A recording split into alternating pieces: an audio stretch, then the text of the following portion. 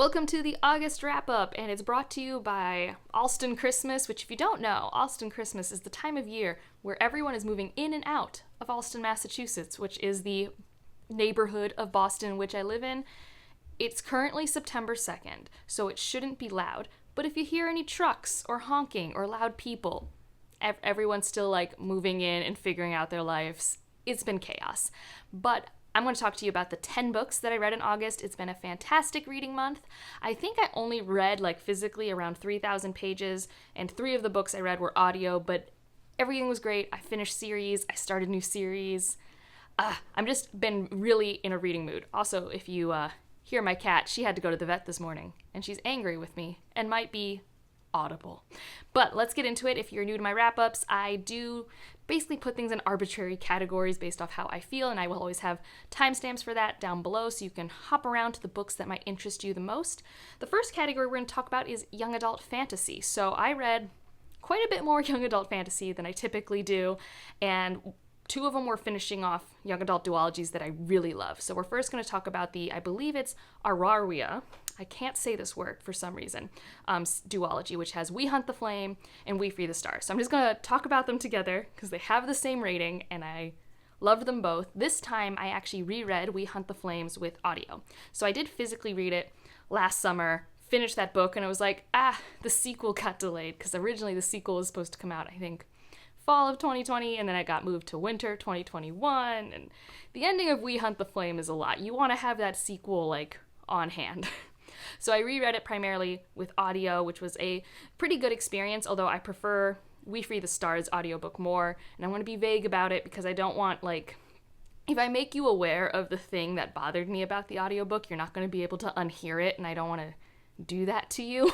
Although if you do have questions about it, let me know. But regardless, the words themselves are pretty great. You primarily have these 2 main point of views, although there are other point of views that are written throughout the series. But you got Zafira and Nasir, who they actually both have the same meanings for their names. I think they both mean victory or something. But Zafira is a huntress who has to pretend to be a hunter because of the misogyny in her caliphate, and Nasir is the Prince of Death. And so his father uses him as an assassin very cruelly to keep a tight reign of control. And these 2 characters end up going on a quest to try and bring magic back to this realm. This series involves so much found family. It involves kinda enemies to lovers. It's a really fun time. I just had a blast consuming it, seeing all of that angst. It's pretty tropey, but I thought the setting was really fun, and I really had investment with all of these characters, and it moved at a good enough pace for me. I was always engaged while I was listening to it, so it was really fun. I don't know, and I also would say that if you were looking for something that lightly scratches the Davabad trilogy itch, but in the young adult space, I would pick this up. And it's more than just that they're both desert fantasies that are in Middle Eastern areas. They also have very similar mythologies and magic systems incorporated. And I also just feel some of the romantic stuff that are in both series are here, and same with the political stuff. I was just getting the same vibes, but they're not the same. It's just more it scratched an itch, and it was very satisfying to me. The next one I finished was Illusionary, which is the second book in the Hollow Crown duology by Zoraida Cordova. Whew. Okay, so objectively, is this a 5-star read? I don't really think so, but it's also my reading experience, so it's a 5-star book. The first book, Incendiary, I gave 4 stars to. I have a whole book club discussion with Space Sirens you can look at. These are 2 350-page books in a land that is based off, I think, the Spanish Inquisition. And you basically have another harsh kingdom, and we have these rebels who have magic, and they are always ostracized, and our main character was used by the king, rescued by the rebels, but never trusted by the rebels, and that's where you start the story with Ren. And the first story I really liked. It had a lot of, for me, cozy young adult tropes. The first third is so fast-paced, and then you kind of get, a calmer regroup phase that I find very comforting in my young adult stories, and then again, just really fast ending, and it set up tropes that I predicted would happen in Illusionary. So Incendiary was a 4-star experience, and I really liked it, but I was really excited for Illusionary, and it delivered. I don't want to talk about the tropes specifically because it spoils the first book, a lot. But when you read the first book, and if you've read a lot of young adult, you kind of have an idea of where it's going, and I'm here to tell you that it goes there, and it's so fun. Like, I read it so quickly.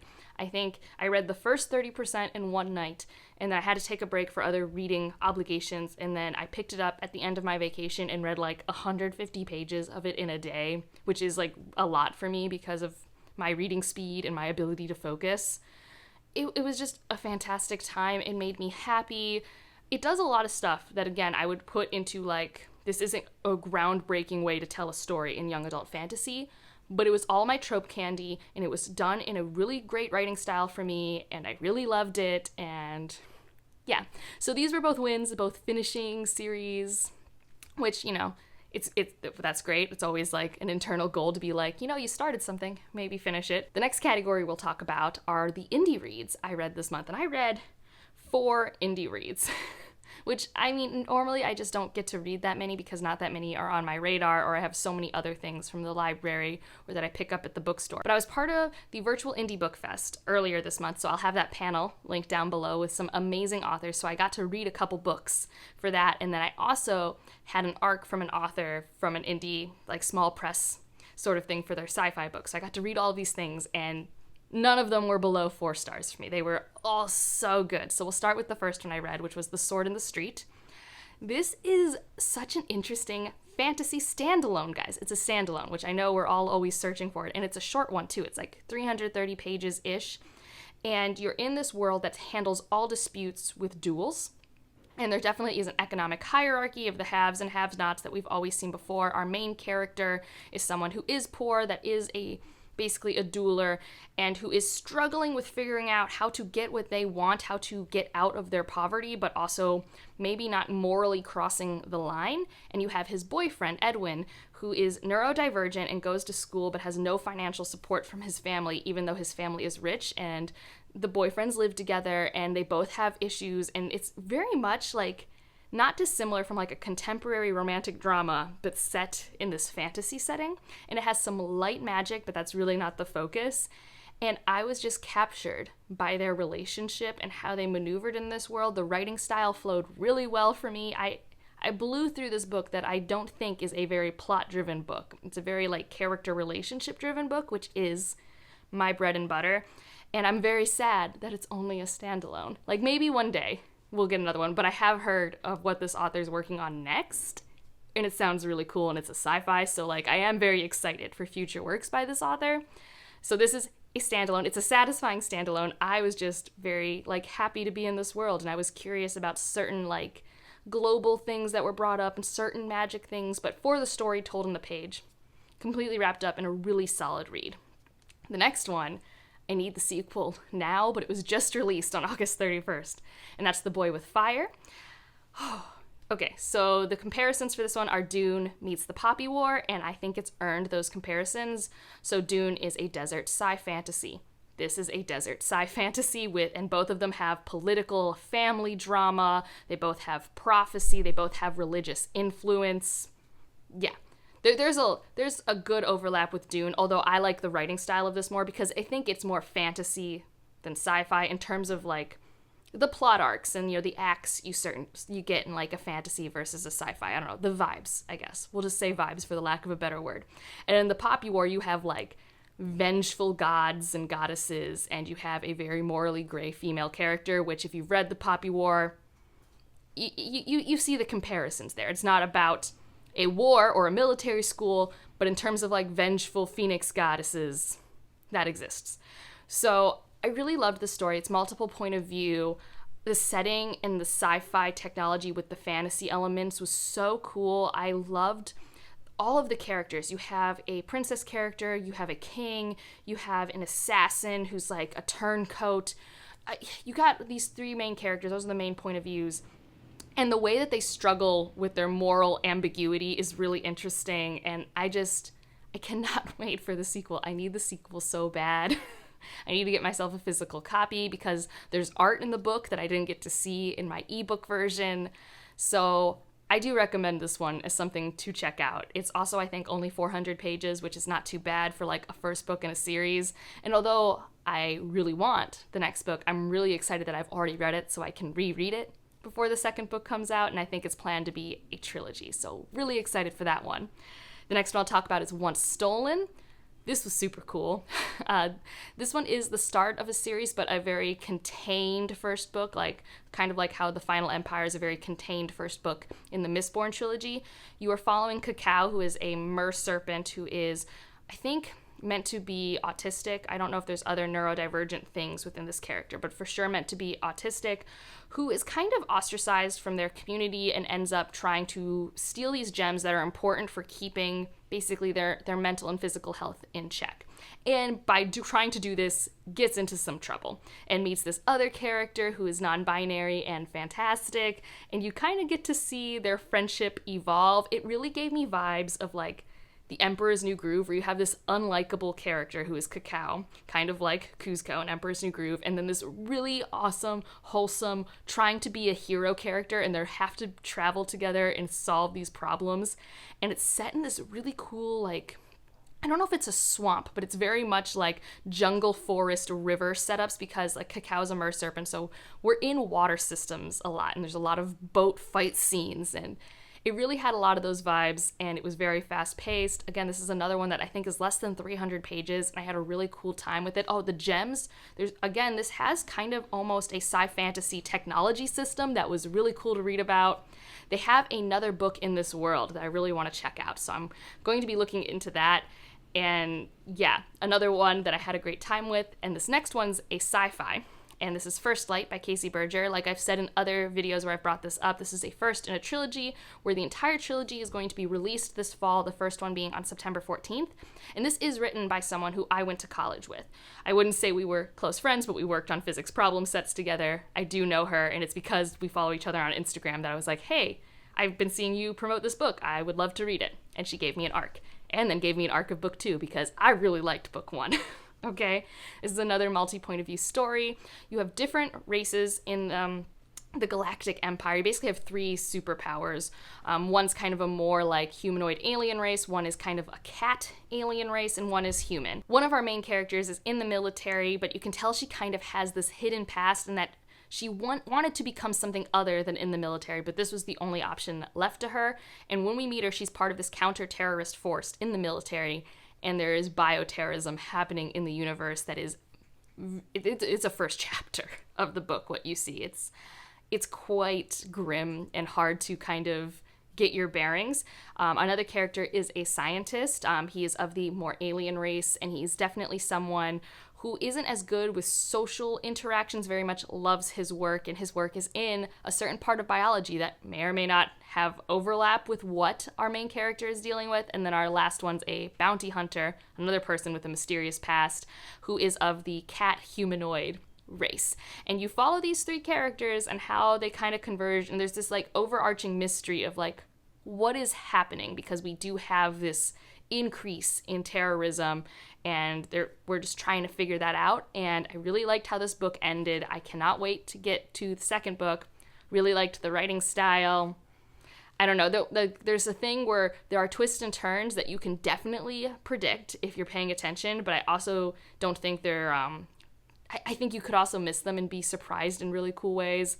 I'm just really excited about this series, and I cannot wait to read Ursa Major, which is the second book, in September. So those were all my indie reads, and then I did read 2 fantasy books. I started the Lady Trent memoirs series. Is that what it's called? The Memoirs of Lady Trent is probably the more correct way to order those words, and it's A Natural History of Dragons, Mary Brennan, and this is my 3rd work that they have been a part of creating, first being The Mask of Mirrors, then I read their novella Driftwood, and now this is like their famous series. And it was really great. I've been avoiding it for years just because the cover does nothing for me. The cover, like, makes my work brain go, no. It's like, no, I don't want something that science-y right now. I don't know if that makes sense, but that's what the cover does to my brain. And it's really just a really funny memoir with a very strong character voice about a woman in a alternative world, Victorian era time period, coming into her own career of studying dragons when that's not the typical career path of a woman at all. And there's definitely like that Victorian era, there's a lot of humor, and then there's this huge mystery of what is happening while they're on this first expedition to study this dragon. It's very short, it's very simple, but I really enjoyed it, and I cannot wait to get to the second one, also in September. And then, guys, I finished the Live Ship Traders series. Oh my goodness. Ship of Destiny was so good. Okay, so this book is 900 pages, mass market paperback. I read this book in 6.5 days. That is not my reading speed on average. I never wanted to not be reading this book. Everything always went great. The character arcs, the convergence of characters, what ended up happening. I can see why so many people think this is like maybe one of their favorite Robin Hobb trilogies, because although I'm really excited to one day continue with the Realm of the Elderlings, probably not anytime soon, because I'm not ready to see Fitz again yet. But like, you can really read this on its own. And I've been trying to wrap my head around why people say this spoils Farseer. And like, I think it only spoils Farseer if you know what to look for, because even trying to find it, I was just like, I guess it's this thing? But even then, I don't think it would spoil, like, the big moments of Farseer. But that said, this does chronologically in the world of the Realm of the Elderlings takes place after Farseer. So I guess in some ways it might spoil some global events of the Six Duchies, but it doesn't spoil the plot of the main character of Fitz whatsoever. So take that as you will, but I freaking love the Live Ship Trader series, and I'm telling my mom to read this series because I think she will adore it, but I don't think she would adore Farseer because I think Farseer is just a little too sad. And I have a lot of people asking me in my Discord, I didn't really like Assassin's Quest, or Farseer was kind of rough for me. And I am like, Farseer is a 4-star series for me. I liked it. It was really well written. It had a good writing style and vibe, but it was like really depressing at times. And the third book is why I didn't pick up Ship of Magic for so long, because the third book is like 800 pages and Ship of Magic is like 800 pages, and Assassin's Quest is a slog. It is not paced well whatsoever. That is not the case with any of the books in the Live Ship Trader series by my taste. They all had basically perfect pacing for me. There was never a point where I was not interested in what was happening, except for sometimes maybe for like 20-page increments with one character, but even those moments were so interesting. It's just like maybe that was my least favorite part of the series. Every book in the series has been 5 stars. Ship of Destiny is no different. I'm going to make a spoiler chat for Ship of Destiny and just like wrapping up my spoiler thoughts on everything that happened. So many things happened. Shout out to Stephanie, who like listened to my like live thoughts the entire time I read this book, because I was just like, what? The entire time. And I will make a Live Ship Traders series, should you read, because I need people to read it so that it becomes super popular, so that I can get special editions, because I hate all of the editions that exist right now, except for maybe the original hardbacks for the US.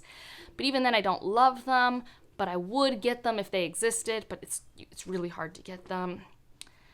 It's so good, and it has less ratings than the Tawny Man trilogy, because people are skipping it, and I don't know why. I don't know why.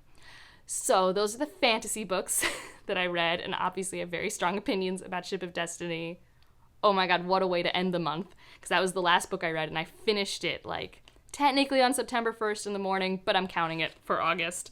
And the last one I'll talk about is the nonfiction that I read this month, which was Disfigured, basically looking at fairy tales and how they handle disability. And for me, this was a really interesting read. I think it's a very good introductory nonfiction for people who are trying to, like myself, more educate myself on how disability exists in our pop culture in ways that we don't notice it. And I think that really comes through with this work. I do know some people who thought that they didn't like it structurally and it like overstayed its welcome. But for me, it was a solid nonfiction for that. I also consumed it primarily with audio, so it didn't really bother me because I was just listening to it. I didn't have to like use my eyes to read it, which takes a little more effort for me than listening. So yeah, I would recommend that as like a jumping in point if you're really trying to, especially in the pop culture you consume, which if you watch me, you probably read a lot of fantasy, being like, why are people saying certain things are ableist? What is the history behind this portrayal of this thing? And why do people get frustrated with it? Because I think when you are able-bodied, which I identify as, it can be easy to like not notice those things. So I'm going to wrap this up here because the noise in the outside world that you might not hear a lot is really bothersome to me. And I'm just doing my best to embrace the chaos of this week in Boston. and to get this wrap up out because I really wanted to gush about all these amazing books. Let me know what the highlights were for you in August. What are you excited to continue into September? If you want to leave an emoji, leave a serpent or a dragon because I have had a lot of good luck with those type of magical creatures this month. And like if you liked it, subscribe if you want to, and I'll see you in the next one. Bye.